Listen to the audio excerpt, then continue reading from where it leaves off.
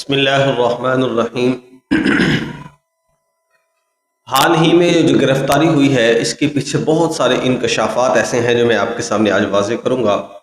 پہلے تو میں آپ کو یہ بتا دوں کہ وہ الفاظ، وہ جملے جن کی وجہ سے گرفتاری متوقع ہوئی، امید ہوئی کہ اب اس بات کی وجہ سے ان کو گرفتار کر لیا جائے گا، میں وہ پہلے جملے آپ کے سامنے رکھتا ہوں، لیکن سب سے آخر میں جو یہ بات کرتے ہیں یہ بات سب سے پوائنٹ وائز، یعنی کہ انہوں نے سب سے آخر میں جو جملہ استعمال کیا ہے جو میں اپنی اس ویڈیو میں آپ کو دکھاؤں گا، وہ جملہ ان کا ایسا تھا کہ جس کے اوپر ان کے اوپر کارروائی متوقع ہوئی اور یقینی بنی۔ آپ پہلے یہ ویڈیو سنیں۔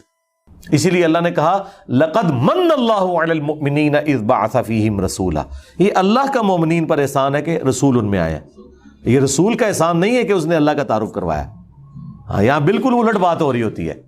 اب تو رسول والی بات بھی نکل گئی، اب تو یہ بابوں میں ہی آ کے الجھے ہوئے ہیں، کہتے ہیں بابوں نے تعارف کرایا اللہ رسول۔ فجر 2، ظہر 4، عصر 4، 3 مغرب، 4 عشاء، باقی جتنی نمازیں ہیں ان کا نام ہی ہے نفل۔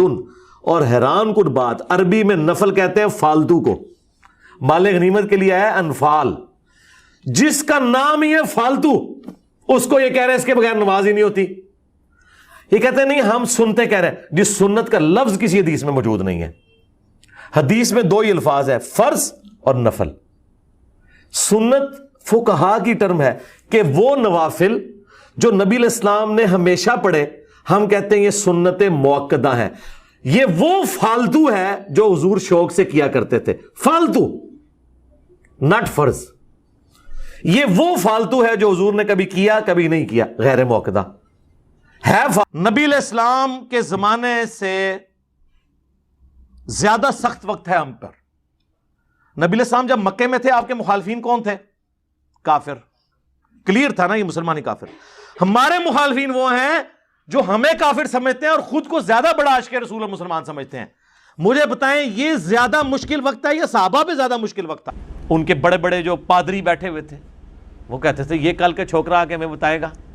یعنی نبی علیہ السلام تو ان کے بچوں کی مانے دی تھے نا، عمر کے اعتبار سے دیکھا جائے، جہاں 70-80 سال کے بابے بیٹھے ہوں وہاں ایک 40 سال کا بندہ اگر دعوت حق لانچ کرے، یا 50 سال، آپ علیہ السلام جب بھی نہیں مدینہ شریف میں گئے ہجرت کے وقت 52 ایئرز کے قریب ایج تھی۔ ایک میرا کلپ کاٹا جی چھوکرے کا لفظ استعمال کیا، یہ کوئی نیگیٹو ورڈ ہے؟ ہمارے سب کانٹیننٹ کے معاشرے کے اندر آپ پوچھ کے دیکھ لیں، جو چھوٹی عمر کا جو ینگ بوائے ہے اس کو چھوکرا کہا جاتا ہے، یہ کوئی نیگیٹو ورڈ نہیں ہے۔ ذرا یہ لینگویج سنیں، ان علماء کی لینگویج سنیں۔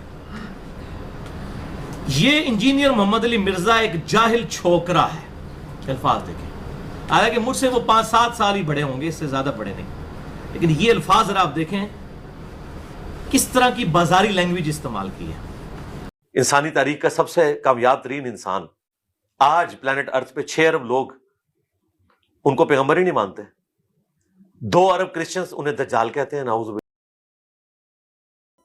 اب دیکھیں بہت ساری باتیں ایسی ہوتی ہیں کہ انسان اگر ان کو واضح کر دے، ظاہر کر دے، عوام الناس میں پھیلا دے تو اس کے لیے پریشانی کا باعث بن جاتی ہے۔ اب میں آپ کو یہ بات واضح کر دوں، یہ بات ثابت کر دوں کہ بھائی ان کی گرفتاری حقیقت میں ہوئی بھی ہے یا نہیں ہوئی، پہلی بات۔ دوسری بات یہ کہ یہ جو جملے انہوں نے استعمال کیے ہیں کہ مجھے آپ بتائیں کیا ایک عام انسان، ایک عام مسلمان جو صاحب ایمان ہو، دل کے اندر ایمان رکھتا ہو، وہ ایسے جملے کی توقع رکھ سکتا ہے؟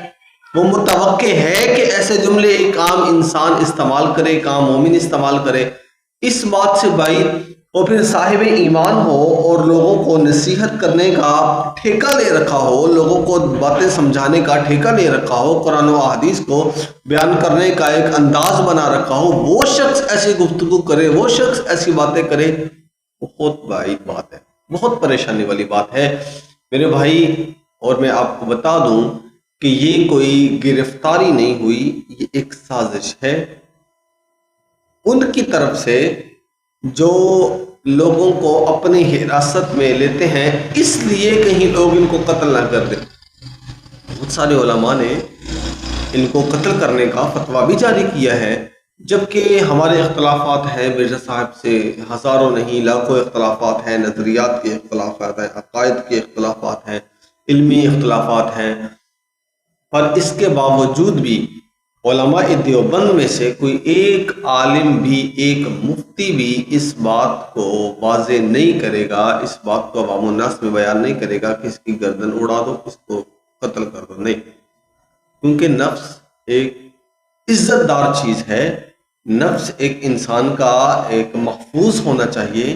کم از کم امن والے علاقے میں، امن والے مسلمانوں کے علاقے میں نفس کا محفوظ ہونا بہت ہی ضروری ہے. ہمارے علماء اس بات کی تائید نہیں کریں گے کہ اس کو قتل کیا جائے، لیکن بہت سارے علماء نے اس بات پہ فتویٰ بھی جاری کر دیا کہ اس کو قتل کر لیا جائے.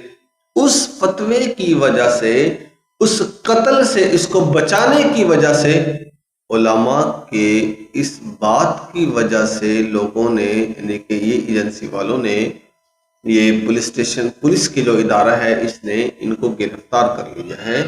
گرفتار اس لیے کیا ہے تاکہ یہ محفوظ رہے، اس کی جان محفوظ رہے، کوئی شخص اس کو قتل نہ کر سکے.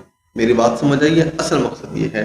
بقیہ خوشی کی بات بھی ہے کہ بہت دن ہم انشاءاللہ بہت سارے ایام سمجھنے کے ایسے بھی آئیں گے کہ ہم اس کی فضولیات سے محفوظ رہیں گے اور اس کے فتنے سے بچے رہیں گے.